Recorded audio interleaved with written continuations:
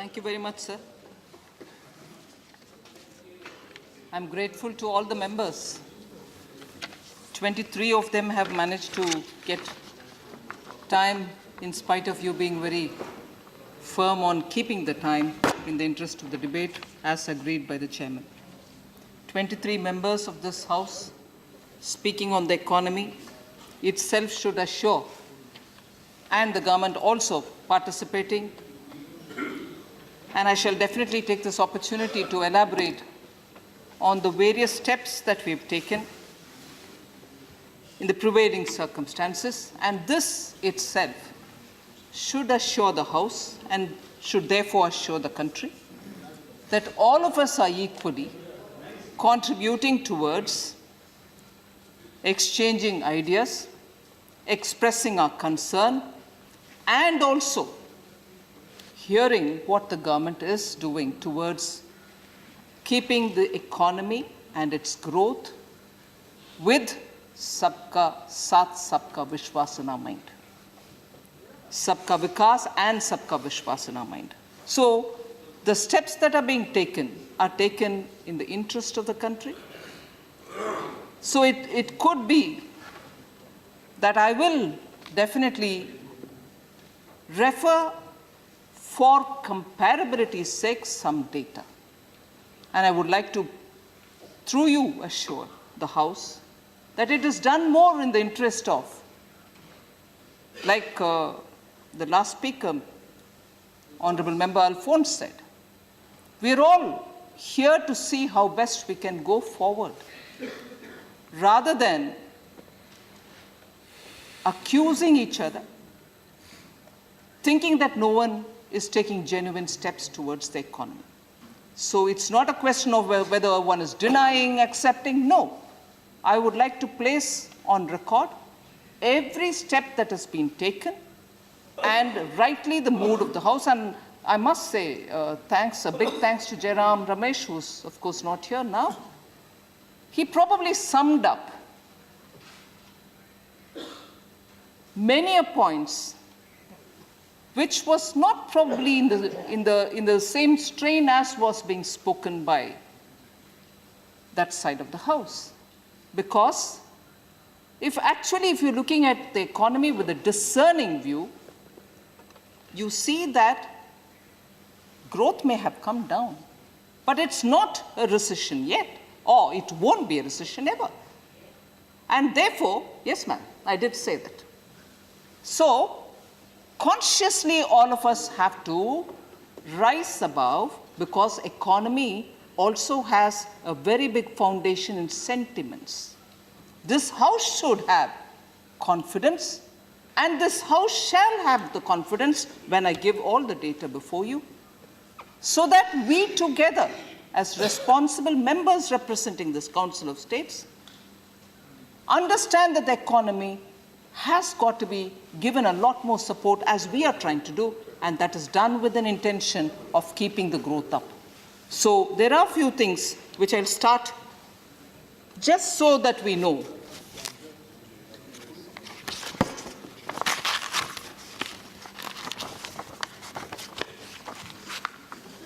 So I'm quoting some of the macroeconomic data.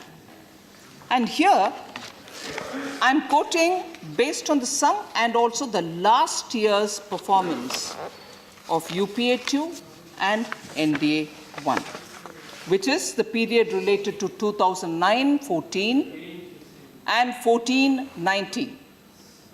I have a reason to do it. You must permit me and you must kindly hear. So India's real GDP growth was at 6.4 at the end of 2009-14 five-year rule, whereas between 14 and 19, it was at 7.5. Let's first compare that. Second, the headline inflation, sir, between 2009 and 14, and between 14 and 19, the year when we closed 19, headline inflation at 2014 was 10.3, whereas when NDA1 concluded in 2019, it was 4.5 only. Core inflation again, sir. Headline inflation minus food and energy is your core inflation. 2009 to 14, UPA 2 time at 14. Core inflation was 9.4, whereas 2014-19 at 19, it was 5.1 only. Then food inflation, sir. Between 2009 and 14, ending 14, it was 11.2. Food inflation, 11.2. And where was it at 19 when NDA 1 finished? Just 3.5 only. I go to FDI inflows, sir, gross. FDI inflows gross 2009 to 14. At 14, we are talking about $189.5 billion. Whereas when we finished in 19, it was $283.9 billion. Again, sir, foreign exchange reserves, some members mentioned about it. I'd like to give the comparison. Foreign exchange reserves at period end of 2009-14 was $304.2 billion, whereas at the period end 2014-19, it was $412.9 billion. I go over to some related to domestic demand. Demand was one of the things on which a lot of members, I remember Keshav Raoji also speaking about demand side. I just want to give you central government's period end liabilities to GDP. Liabilities to GDP ratio, 2009-14 period, ended with 52.2%, whereas it was only 49.4% at the end of 2014-19. The next data, sir, again relating to demand side, general government's period end liabilities to GDP, 67.1 at the time of 2014, 5-year rule of UPA 2, whereas UPA 1, it just increased by 1 point, 67.3. Domestic supply, another indicator worth looking at, sir. Food grain production in the end year of the UPA 2 time is 265 million tons, whereas at the end of 14-19, which is NDA 1, is 285 million tons.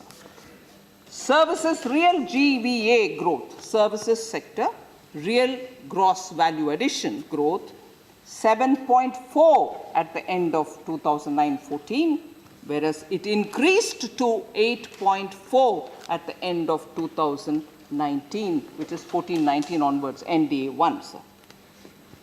I'll also refer to manufacturing real GVA growth, gross value addition growth. At the end of UPA 2, sir, 2009-14, 5.3 was the manufacturing real GVA growth, gross value addition growth, whereas at the end of 2014-19, NDA 1, it rose to 8.4%.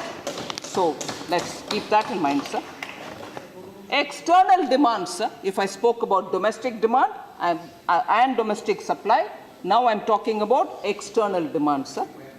Gross remittances. UPA 2, 2009-14, gross remittances were $313 billion, whereas 2014-19, NDA 1, it was 313 versus 342 gross remittances.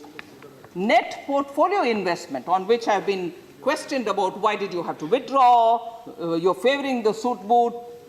I'll give a complete reply on that, but let's look at the position, sir.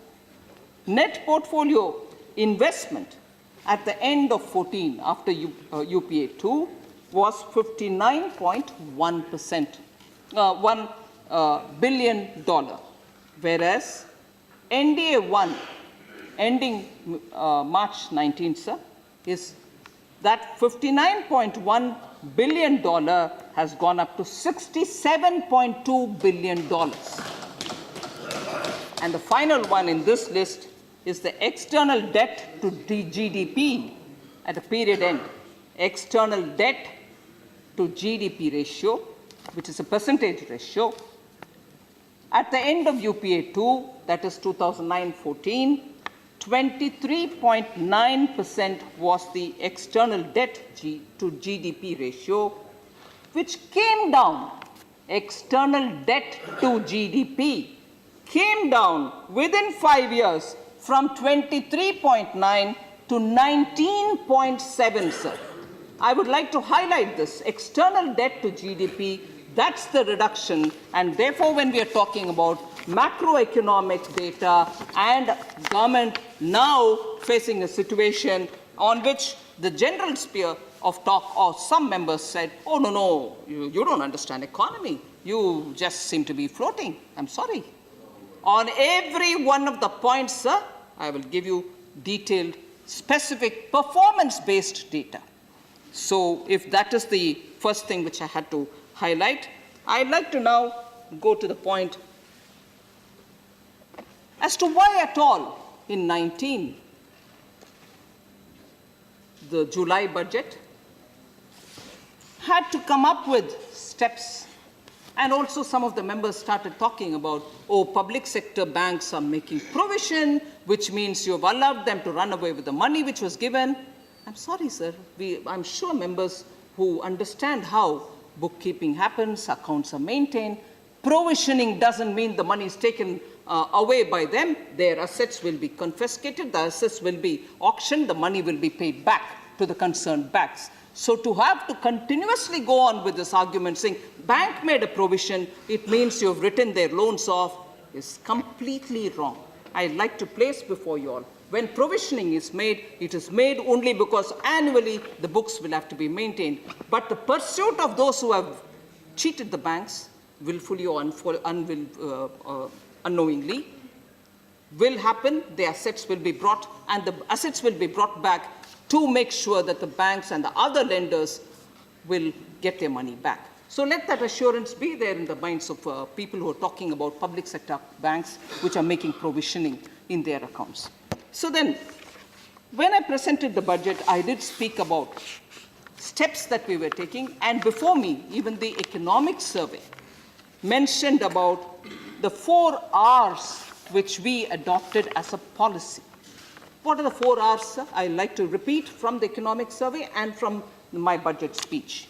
There were 4 R's, which is essentially to address the twin balance sheet problem, about which all of us know. What is the twin balance sheet problem? Corporates took money from banks. Their balance sheet went bad because they no longer could make their profits. As a result, they couldn't pay the bank. NPAs grew. Banks' balance sheets went bad. So, twin balance sheet problem. In order to address that, we came up with the 4 R's policy. Recognition of the problem, recapitalization of the bank, the point that many of them are picking up, resolution of the problem, and also reforms. What did that mean? Recognition of the problem, a review of the banks, which many of you are aware. Dr. Manmohan Singh is here. He'll know what happens in the Reserve Bank as regards quality assessment, asset quality review, which the banks have done, Reserve Bank has done. A review of banks' assets were all done, and they were recognized for the problem of NPA that they have, and consequent to the NPAs, as a proportion of the gross advances which have been given, the bank's NPAs naturally increased. Once you started recognizing the problem which prevails in them, you had to admit that this many number of NPAs prevail. And what was the number? In 2009 to 14, they were only 2.9%. Because, I'm sorry, I may have to say this, and it may sound political, that's when the phone banking was also happening. So obviously, the recorded number of NPAs at that time was very low, 2.9. It takes a while for the NPAs to show up. And when did it show up, and when did it start showing up? Post 2014. The phone banking continued, and 8.4% of NPAs were recognized between 14 and 19. And that figure, of course, I've stated in the parliament, I'll state it again. It had come down from 10 lakh crores to 8 lakh crores because we pursued those fellows who went away without paying the banks. So it's all right to give probably not so worthy a client money, but certainly for us, it's not right to let that fellow sit on it, but we pursued them. And the moment we started pursuing them, some of them stayed in the country, some of them fled. And those who fled are coming back. Their assets are being confiscated. And that is the story, sir. And that's the story why we needed the 4 Rs. And the 4 Rs began with recognizing the problem and then to recapitalize the bank. The bank had no more money. What was the narrative, sir? 2014, 15? Banks are not lending. There's no money going to the businessmen. And then when you recapitalized banks, banks had something to lend to the new creditors, lend to the new borrowers. And as a result, how much did we give this time in the budget? 70,000 crores. Many members referred to it. Why did I have to give that? Banks had no money. People were coming to borrow, they couldn't give anything because monies were not coming back, NPAs were NPAs. And if they didn't get the money back, how does bank's business go on? After all, bank has to earn money by lending money out. The principal doesn't come, the interest doesn't get serviced, you are an NPA. With many number of NPAs, banks have no business to do because their core investment, which is money which has to go out, was not there with them. So recapitalization was essential in the interest of the country, and that's what the Prime Minister clearly has advised me to do, and therefore 70,000 crores were given to the banks. And that has helped. And that has helped, I'll tell you, that when people started telling there's no liquidity, people started telling liquidity is not there at all. With the help of Reserve Bank of India, I've met up with both the public sector banks and the private sector banks, proved that it was not for want of liquidity, but the flow of liquidity was not happening. Again, quality of assets, I'll come to that for a minute, to show that between the first and the second outreach programs which happened in October, there was even a press release given out. I recall the number approximately, you may refer to the press note and not pin me down to the numbers that I'm quoting here. 250,000 crores have been distributed through the public sector banks. How was that possible if we didn't give them liquidity? So, sir, please, recapitalization had a reason, and that paid off. And that paid off to clear the sentimental feeling about the Indian economy that there's no liquidity, liquidity is not being available, it is not being made available for people who want to run businesses, MSMEs, people who want to buy seeds or do their agricultural activities, people who wanted to buy vehicles, all of them by category have been given loans. And that's because we were able to recapitalize. The third R, sir, resolution. The resolution of the stressed assets, sir, is expeditiously being done because we have passed the Insolvency and Bankruptcy Code. On that specifically, a lot of information can be shared, and I'm glad to say, first of all, that more than 2,162 corporate insolvency resolution processes were admitted. I can give you data on how many have been resolved. During the month of October 2019, corporate insolvency resolution process has really given a major result. The time taken, I will not talk about, I'll even give you the detail if you have the time, sir. 0 to 180 days, resolution in 5 cases have happened. 181 to 270 days, 30 resolutions have happened. 270 days plus 124 resolutions have happened. Average number of days taken for resolving disputes has been 374.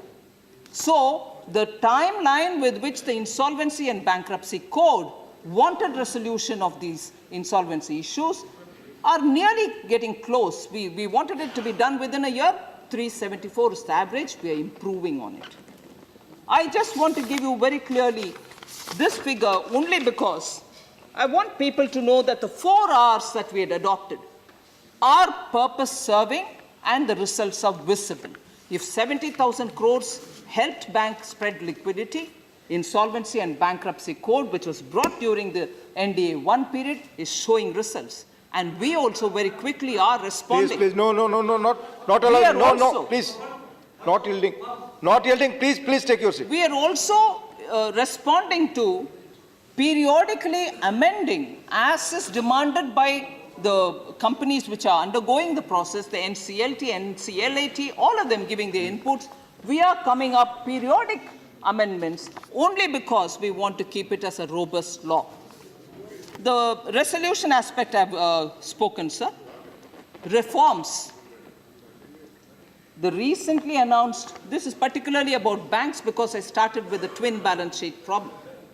The reform steps also resulted in the merger of 10 public sector banks into 4 entities. Why did we do it? Because many of the banks which were in some parts of the country, where there were only the CASA accounts where lots of deposits were being collected, did not have an avenue to lend. Whereas banks in some other regions utilized the entire money which they had and could lend, but had to borrow at a higher rate from elsewhere to meet with the additional demand which existed in their regions. That is one of the reasons. Second, when we are able to bring them together, there's a better utilization of the savings which are otherwise lying dormant. Third, today we need banks in India which can scale up and meet up with the challenges of the day. And therefore, we thought it was important. A lot of other matchmaking exercise happened, whether technology are compatible, whether the regional sentiments are all taken care of, and so on. So when we have merged banks, that's my 4th R, which is the reform. So recognition of the problem, recapitalization just so that they can go on with it, and resolution through the IBC for all the other side of the balance sheet, and then reforms, which is resulting in better efficient banks. We have even appointed risk managers so that from now at least the kind of phone banking related risks are averted. Now, obviously, all this will be factored in when we talk about why then the GDP is growing, slowing down. I just want to say one thing, sir. Between 2014 and 19, the GDP accelerated 7.4% in 14-15, 8% in 15-16, 8.2 in 16-17, before the lagged effect of the twin balance sheet set in. And as a result, private investment started suffering because the NPIs were still alive in the banks. They didn't have additional money to go on investing further. So the lagged effect of declining investment caught on, and therefore the GDP growth rate came down to 7.2% in 17-18 and 6.8 in 18-19. And I also recognize that in the first quarter of 19-20, clearly the decline is very pronounced. We are able to see that. I just wanted to put this in context because it has not come from nowhere. It's not dawned on one morning. It's obviously got a trail. If you want to go back to see where the trail lies, you know where it lies. I wanted to highlight that. I wanted to highlight that, sir. Of course, I'll come to that. Don't worry. I will come to that. But that happened much later. The problem was on us even on the dawn of 14 when we came in. Please. Sir, again, sir, if we are questioned on GST, I'll talk on GST a bit elaborately, but because now I'm in a mood to compare performances. GST was, yes, right, Jairam was right. It was from 2004, it's been on. And there was pressure saying, is India going to be at least making that one big effort to make one market out of this country? Will GST happen at all? How many years did we lose? And there were several members. Oh, yes, don't worry, I'll answer about that also. I've heard that even as you spoke. Sir, I would like to tell you. Yes? Please, बैठ कर comment ना करें, please. Sir, I will tell you.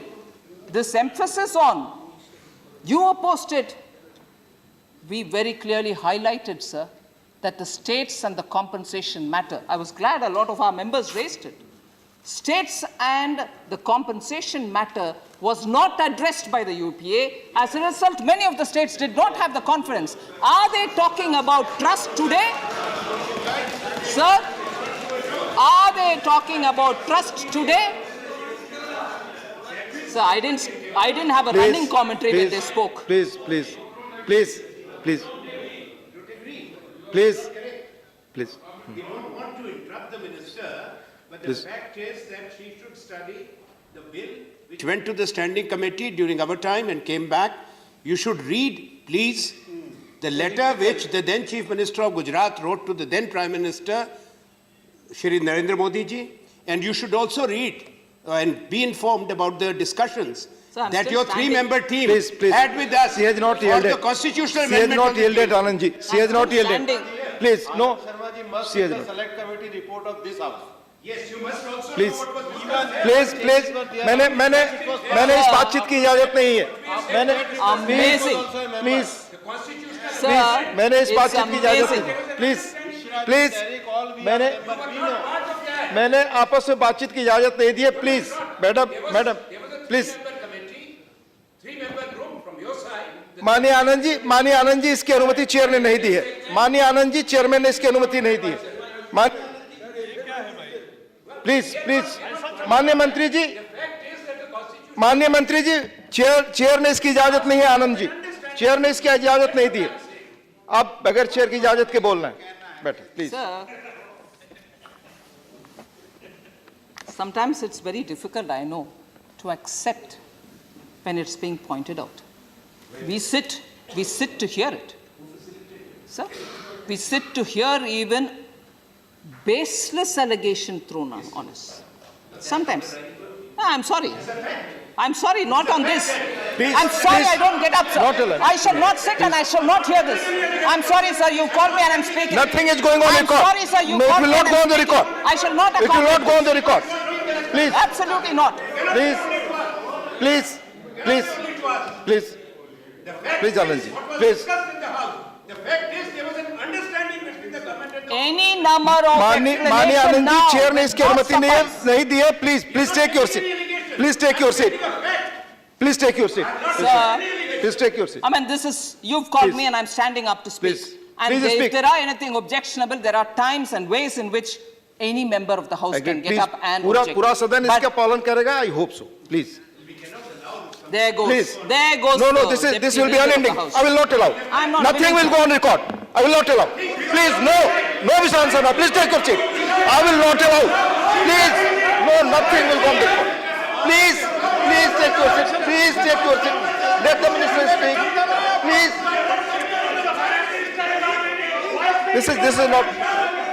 This is not proper. बिना chair की अनुमति के बोलना, अगर आप चाहते हैं सदन चलाना, तो फिर I'll be helpless. Please. Sir ये क्या है सीनियर मेंबर Please. सारे सदन का जो भी चर्चा थी हमने सुनी, उसके बाद एक रिप्लाई नहीं सुन Please सकते. take your seat. हद हो गई. Honorable, please take your seat. Honorable Minister, Honorable Minister will reply. Please, अपनी सीट से बैठकर ना बोले. Please. Sir,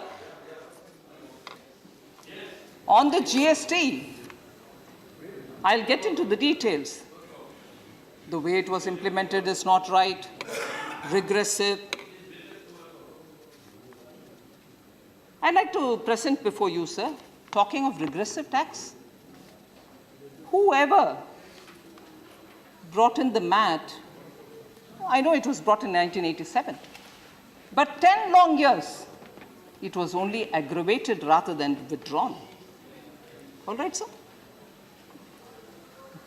MAT, which is seen even today as a very, very regressive tax. Again, another regressive tax. The retrospective amendment for indirect transfer from 1962. There is a particular case, even till today, it is not resolved. That was brought in 2012. Again, dividend distribution tax, which even today is on, there's a lot of argument which says it's very, very regressive. 10 years that went on. But today I'm told, a lot of regressive tax, a lot of tax harassment. Again, 2011, sir, service tax at the rate of 5% was imposed in the budget on private air-conditioned hospitals. Was imposed. But then withdrawn immediately because there was such an outcry. So taxation, regressive taxation, and measures which were brought in, aggravated, new measures which were regressive, all happened during UPA. Let's not forget that and think today India's taxation is at its worst. No. Yes, there is a lot to improve on. We have taken measures. In fact, it surprises me. A government which many of us do recall in 91, and even very many of us do refer to the reformative steps taken by Dr. Manmohan Singh at that time. Globalization, opening up of the economy, more reforms. And in fact, between 2014 and 19, we were constantly questioned, where are your reforms? This time too, where are your reforms? Take lessons from Dr. Manmohan Singh. Surely, sir. Surely, why not? But they are the ones who are now condemning corporate tax reduction, saying, suit boot के सरकार को दे रही हो? Globalization करने वाले कौन है, sir? कौन ओपन किया इकोनॉमी को? क्यों किया? वो तब ठीक है, अब ये ठीक नहीं है. ये कहां से? I mean, what is this hypocrisy, sir? I'd like to flag that out. So then,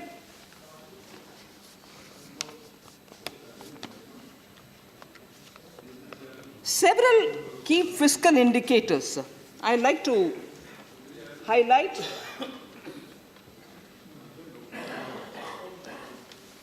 I like to highlight these figures, particularly because it relates to the first half of this year. That is between 1st April 2019 to September 30, 2019. Indicators of what is the kind of receipt and expenditure. Revenue receipts has grown by 18%.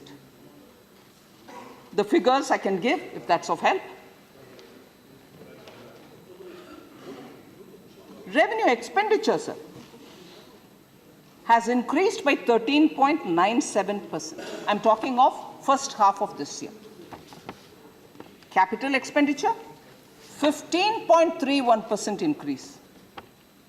Capital receipts, sir, 9.75% increase. So it's not the way in which it's being projected. So everything is coming down. Not at all. These figures are here. It's handwritten here, but I can always lay it on the table for anyone who wants to see it. That's the first half of this year.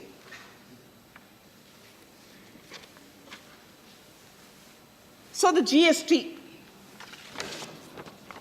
I'll confine myself to the GST between 2017-18 to 19-20, 18-19 also in between. The history of what happened to the GST, I'm sure we can all talk about it. But then, trust. Many members repeated, trust is important. If there is no trust on this government, you would think this is going to happen, the collection? Yes, it might come down. 1 month, it might go up next month. It's all right. It was. Please, अपने seat माननीय मंत्री, please take your seat. Please, Sanjay ji, please, आप सब बगैर अगर इस तरह खड़े होकर सब आप बीच में बोलेंगे तो सदन चलाने प्लीज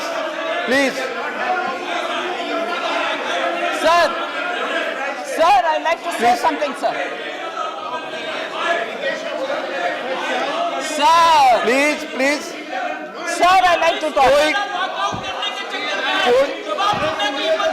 Sir, अगर एक साथ इतने लोग खड़े होकर बोलेंगे क्या चीजें रिकॉर्ड पे जाएंगी? Please please I request you to take your seats Sir. Please Sir, please there I go, sir. Sir, that is your decision. That is your decision. Please it continue. can't be. Sir, it can't be. Nothing. Now that will be your decision.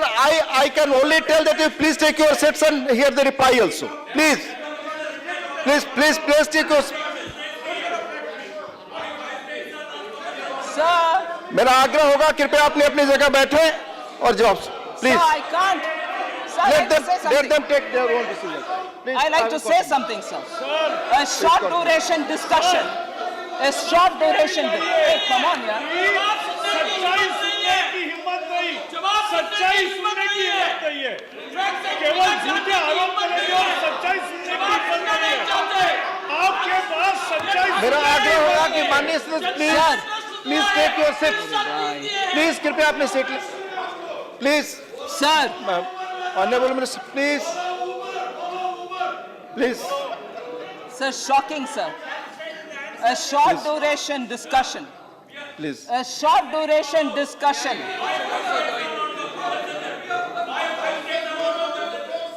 Please. Sir, a short duration discussion is called. We agree readily. Everybody's speech has been heard patiently by me, except for a few minutes when I went to the washroom. I've sat and heard everybody. And when I want to reply, Please. when I want to reply, they don't have the strength, inner strength to hear the reply. Please continue. When I want to reply with data pertaining to October 2019, that's not budget speech, sir. Data of October 2019 is not budget speech, sir. So let us please, I'm sure wherever they are probably watching it on the television. They shall hear the reply, I'm sure, because these replies are based on facts and they are strong replies. I wish they had the inner strength to hear it, because it's no good if you just raise questions and don't want to hear the reply. At least because they have to represent their own people.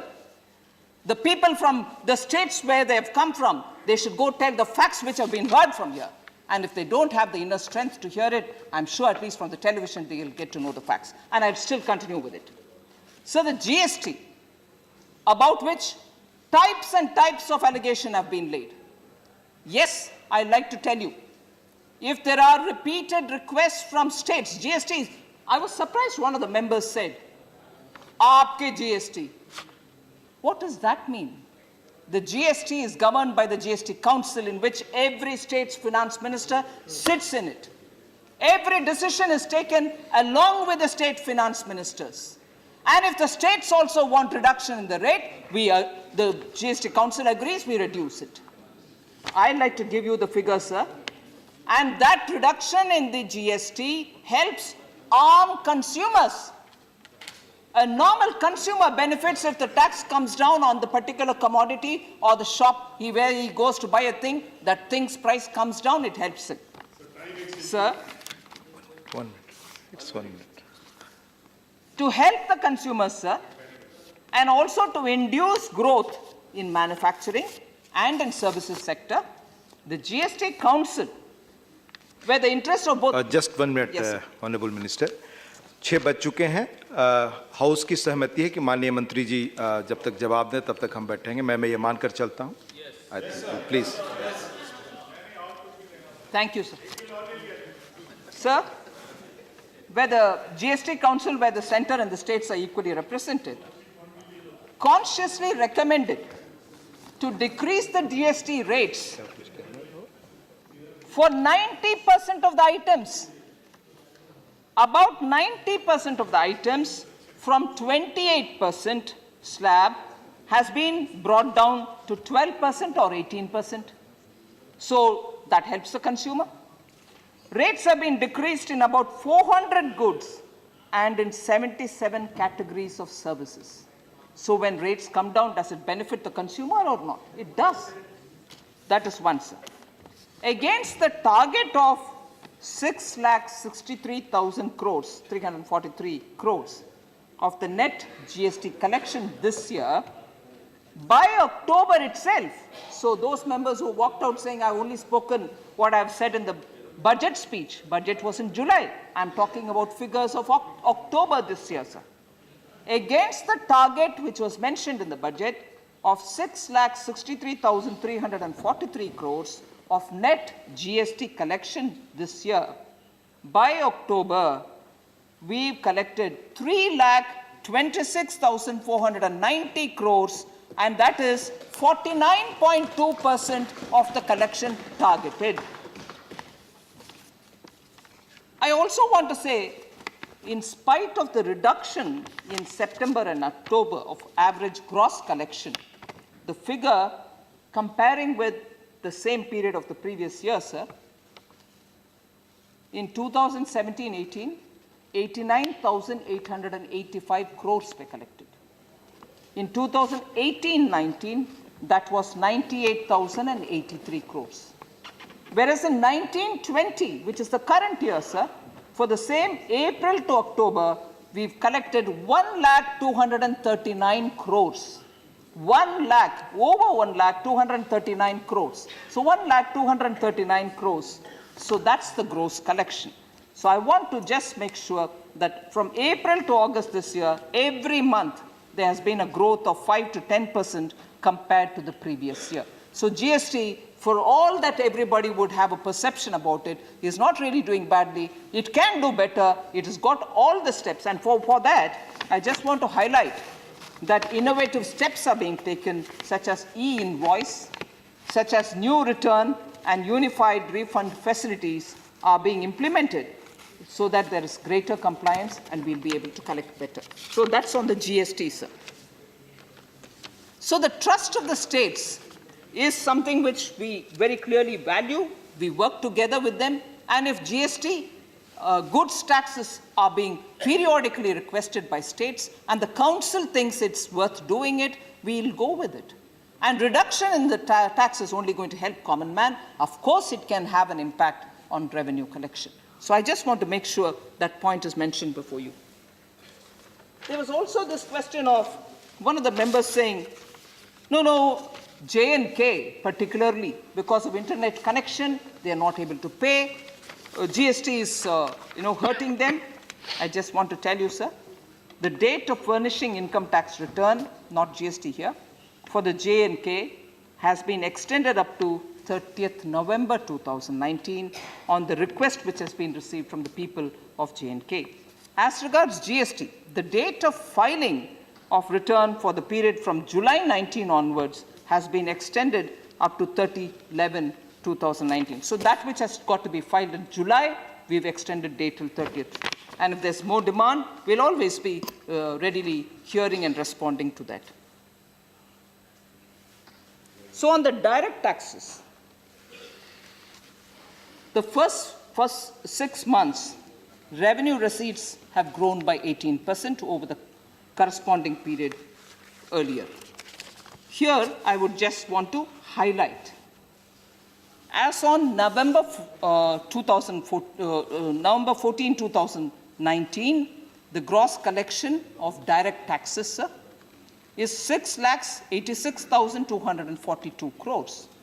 Compared to the same period last year, what is now 6,86,242 crores was then 6,54,689 direct taxes. We are much more than what is pertaining to the same period last time. Direct taxes, gross collection. Direct taxes against the gross collection, therefore, is 4.8% higher than what it was last year. Again, direct tax to GDP ratio has also increased from 5.55 in 2014-15, the first year of our tenure, to 5.98 during 2018-19. Tax buoyancy, sir, has also increased from 0.86% in 2014-15 to 1.21 in 2018-19. So between 2014-15 and 2018-19, direct taxes have recorded a growth of 64%. 64% between 14-15 till today. So tax base has also grown significantly. For the year 2018-19, sir, over 6.33 crores IT returns were filed, compared to 3.51 crores in 14-15, a growth of over 90%. So that is the tax base which has expanded, and there, of course, you will have a bit of a narration about demonetization, through which formalization happened, as a result of which the base has also widened in taxes. So about the steps taken, I did mention some earlier. I just want to highlight that 32 steps were taken by me. I can leave it on the table of the House. Every step that is pertaining to different sectors, whether it is MSME, whether it is banks, and so on. So 32 steps were taken across the board, which I review on a weekly basis, and many of which are showing definite results. About public sector banks alone, I have taken steps which are again mentioned here. I can tell you mainly the amalgamation of banks, giving them 70,000 crores, and ensuring that the banks reach out to the public for extending credit facilities, as was proven during the outreach activities which happened in 2 phases, where I've already mentioned 2,50,000 crores were given as credit through the banks directly to the clients and through the NBFCs. NBFCs alone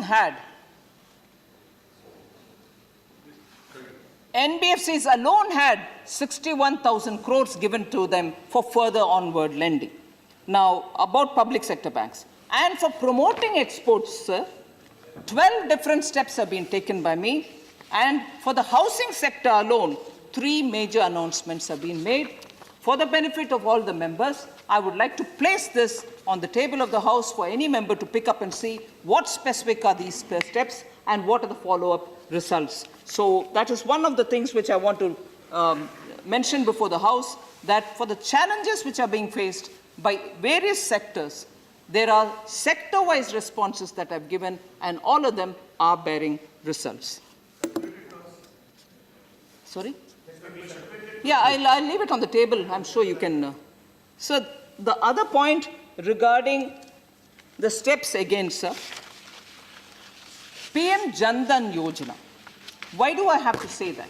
Because that's the route through which we are directly giving money to the people who are in the rural areas and to the poorest of the poor. Again, a comparison will help us. If till before 2014, how many ever years you want to look at, there were only 24.3 crore accounts. That is the basic savings bank deposits. I'm not talking about high-ended customers. I'm talking of those who keep basic small savings account. There were only 24.3 crore accounts. It might have taken 50 years, 40 years, 30 years, but never mind, it was only to the level of 24.3. But within 5 years after that, that number more than doubled, that 57.3 crore accounts were reached by March 2019. What does that tell us? When people have accounts, you are able to directly give them every entitlement that they can claim, whether it is your Manrega wages, or whether it is a housing, PMAY, Awas Yojana, or anything. So if there is more than doubling, after all, you're able to reach those poor people directly without any middlemen. This includes the PMJDY. Now, how many deposits are there? What is the volume? What is the money value of it? 31,230 crores is all that was there in terms of rupees. 31,230 crore rupees was there in these basic poor people's accounts as of March 2014. Whereas March 2019, that amount multiplied 5 times to reach 1,40,700 crores of rupees. And many of them, they said, zero balance account, they wouldn't have any money. All these are Jan Dhan accounts. So then the question of demonetization. Everybody speaks about demonetization and says, oh no, that is the cause. What was demonetization for, sir? It was essentially to track the black money. Indian economy and informal data tells us nearly 85% of all transaction in the Indian economy was happening through cash. It wasn't in any way in anybody's radar. They were not a part of bank transaction. They didn't pay taxes. They didn't have receipts. No such a way in which you could tap what was going on. 85% paid cash, bought their things without a bill. Even if it was big expenditure, like the fast-moving consumer goods, you were buying refrigerators, you were buying TV, it was still in cash. Therefore, when Prime Minister, I had quite a few members saying, Prime Minister took it. Yes, he had the political will and courage to call out black money. Bring the black money out of wherever they were being held in secret into the banks. So if you put it into the banks and if you establish the money trail, your money was legitimate. Not every money which came into the bank accounts were black money. But then if you couldn't explain it, obviously you will be questioned. And if you're questioned, that's not harassment. That is very clearly saying, you give us explanation, we go back. But if you didn't give us explanation, of course it's a question. I want to tell you, did it help in formalization of the economy? Yes, it did. Because if 85% of all that was happening in the Indian economy by pure cash and transactions were not even recorded, post-demonetization, the share of corporate sector in total manufacturing gross value addition increased from 89.8% in 2015-16, that is the year before demonetization, to 91.3% in 17-18. This reflects an increase in formalization of the economy post-demonetization. The second thing, Economic Survey of 2017-18 estimated that about 1.8 million additional taxpayers added due to demonetization come the GST. And the third point, sir, as per the annual survey of industries, ASI, from 2014-15 to 2017-18, total number of workers in organized manufacturing sector has increased by 14.6 lakhs to total persons engaged has increased by 17.33 lakhs, which is in other words, those who were working informally have now moved over to registering themselves and becoming formal workers. Now, if that is one of the things which I need to highlight, formalization of the economy, it also resulted in digitization of the economy. Chairman, sir, the digitization story is something which universally many countries are seeking now information from India. Wherever the Honorable Prime Minister goes, he is asked about how did he manage to have so much of conversion into digitized mode of payment. So I just want to give you the figures for it.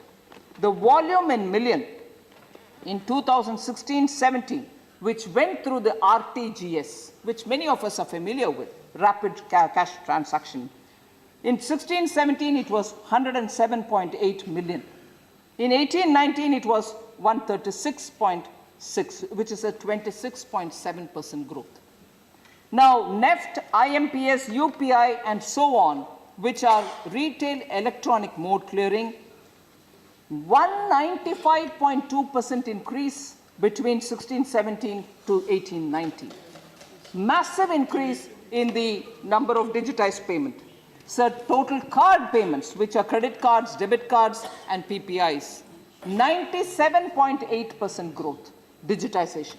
So when people talk about demonetization, I want to draw their attention to the fact that the objective with which it was brought to suck out the black money, to make sure there will be a formalization of the Indian economy so that people no longer go through only cash transaction, but digitization and therefore then formalization. So black money, formalization, digitization have all been achieved because of demonetization. And I don't want people who talk about it without really getting into the facts and the data, which all support that all these three objectives have been fulfilled. Now, I was talking about the steps that I've taken, sir. The capital expenditure of the government, I want to very quickly draw the attention of the members here. Capital expenditure, many of them said there are 4 pillars. Keshav Rao-ji mentioned also. 4 pillars, investment, consumption. What are you doing? I'm giving you. Capital expenditure by government, between 17 and 18, actuals were only 2,63,140 crores. Whereas between 19-20, it is 33,85,570, which is a 12.7% increase. So is the extra budgetary resources which have been given of CPSUs. Even there is a 12.7% increase. So I want to just very clearly assure members that on investment, we are not hesitating to front load the monies which have to go for infrastructure. Just a few examples. You may ask me, okay, you're saying all the numbers, where does this go? Is it seeing the light of the day in the form of some kind of a projects? I'll just read out the projects without taking much of your time. 97.8% of all contracts for the entire dedicated freight corridors, the projects which have been all awarded, which means all the projects have been awarded, the works have started. The overall financial and fiscal progress, 61% and 64% respectively, have been achieved by the end of July 2019. Both the eastern and western dedicated freight corridors are targeted to be finished and completed by 2021.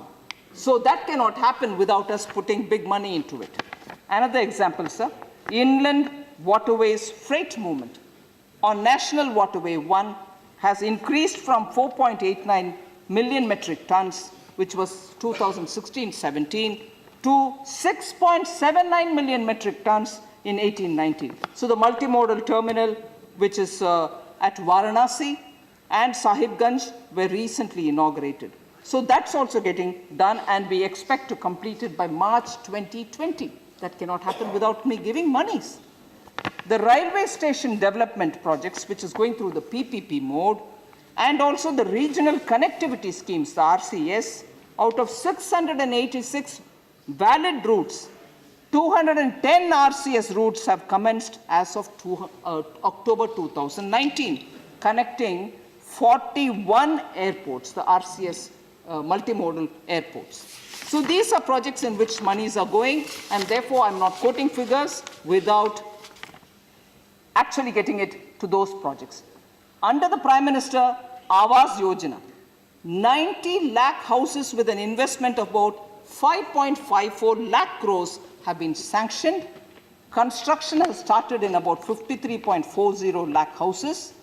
Over 27.17 lakh houses have been already completed, of which 25 lakh houses have been delivered to the beneficiary. This cannot happen without money going in, sir. And the last one, the national gas grid. In addition to the 16,800 kilometer long national gas pipeline network that is already operational in the country, 14,300 additional pipelines are being taken up and monies are being given to them also. So these are not small time, they are big ticket projects for which all the capital expenditure money is going.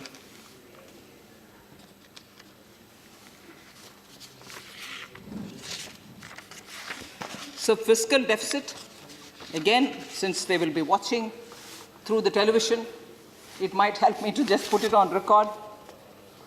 Quite a lot of concern has been expressed about fiscal deficit. I must put on record my respects and great appreciation for the effort my predecessor, Sri Arun Jaitley, took in this manner. He had been very particular about the fiscal deficit trajectory. He had mentioned it and he honored it. So between 2014 and 15, down to 2018 and 19, sir, 4.10, 3.90, 3.50, 3.50, 3.40. On an average, it's been at 3.68. And in the July budget, I pegged it at 3.30. All leading to that final destination which was given to us by the trajectory that it should be at 3. Earlier, although that FRBM Act has been on since 2004. What was the fiscal deficits? I wish our friends were here, not to point out at them. But there are difficulties in maintaining that discipline, and sometimes it's not possible. What was the fiscal deficit that they had kept up? 6.70, whereas we are well before 4, well under 4. 6.70, 5.10, 5.90, 5.20, 4.60 in the last year, on an average 5.50. So if that's the level of fiscal deficit they maintained, and today, even when I'm facing the challenges and addressing them, the anxiety about fiscal deficit, I appreciate the anxiety, but people who ran it well above 5 should know what is fiscal deficit and fiscal management. So with all this said, sir, I would only want to highlight and assure the members who patiently heard me that we are conscious of the challenges which are being posed and faced by many of the sectors. We are already seeing many of those sectors responding, like the automobile sector, which many people periodically refer. I've had several of them, and newspaper reports are aware, and I think Honorable Member Suresh Prabhu and others have also mentioned. The automobile sector has cleared, most of them have cleared most of the inventory. The problem in the automobile sector was essentially derived because the emission orders which came from the Supreme Court, which said Bharat Standard 4 emission should be done away with, and with 2 years' time given, Bharat Standard 6 should come into place, and Government of India also took a studied, considered decision that from 4 we shall not go into 5, we shall straight go into 6, and therefore the 6 will come into effect from 1st April 2020. And if that decision has been taken 2 years in advance, naturally there is a churn in the automobile industry because they'll have to change their business model. They have to move into production of BS6, for which a lot of R&D funds is required. So like that, each sector has its own issues. We are quite careful, and we are taking the opinions from everybody. We are not really hurrying through any of the decisions, but we are coming with solutions, sir. So, but I heard with a lot of pain in my heart when they say, Bankon ka Vishwasaniyata is under question. Who's saying this? Who is voicing the concern about Bankon ka Vishwasaniyata? Those who ran phone banking, sir? Those who gave money to their cronies, sir? And those cronies who are running away from the country, sir? And we are trying to get them back to pay the money? And at this time, concern about banks' Vishwasaniyata? Today, we have assured the banks that decisions which are taken with genuine concern, even if they go wrong, we shall not question them. And that is why we have appointed somebody to classify those which are criminally liable and those which are not liable, so that the others can get going with their decision. We are confident that the banks will address it, and I can see clear signs of banks coming out of that fear psychosis. And as regards the way in which tax officials and matters related to tax officials, where tax harassment is being repeatedly said, I'm sure many of the members would have seen that I've gone all over the country to talk to the tax authorities, to say that targets may be whatever they are.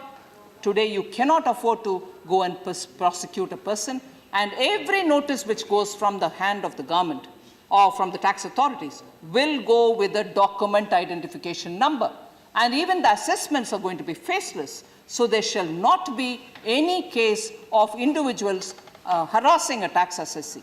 So we are coming up with a lot of reforms, and I want to assure the members that the response of the government and the Honorable Prime Minister himself is taking personal attention, giving all the time to understand the details and taking a decision so that the economy can be better, moving on a higher growth trajectory. I assure you, sir, through you, I want to assure the members also that on the economy, I'm glad that discussion has happened.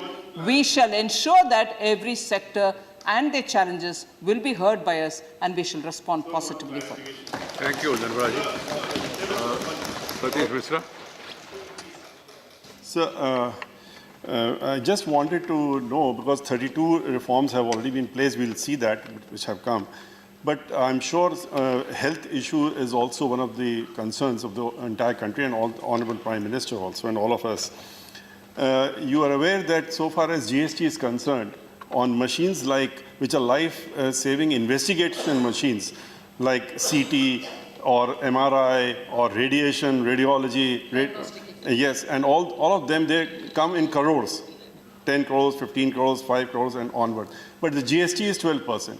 So will you be concerned, because of this reason, so many hospitals want to get it, and for investigation, they are not getting it. Right, and Satyaji. People are suffering. So will the Honorable Minister consider this in the interest of the poor persons? Right. I have to go through the GST Council, so it's not just my decision. It has to go through the Council. Thank you. Take note of the point. Sri Ravi Prakash Verma, the sender. Ma'am आपने बहुत elaborate reply दिया, लेकिन हम लोग की feeling है कि जब तक प्राइमरी सेक्टर को नया बूस्ट आप नहीं देंगे तब तक ब्रेक थ्रू नहीं निकल के आएगा।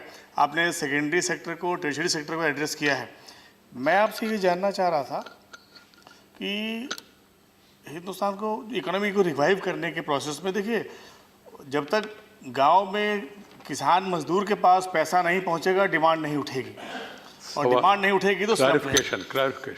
मैम आप इस चीज़ के लिए वहाँ पर पैसा, कैपिटल बिल्डिंग चालू हो, खेती एक प्रॉफिटेबल एंटरप्राइज बन पाए, कैसे उसको हम नए तरीके से ऑर्गेनाइज करें, मैं चाह रहा थोड़ा उसको भी एक्सप्लेन करें। Right, you want to respond?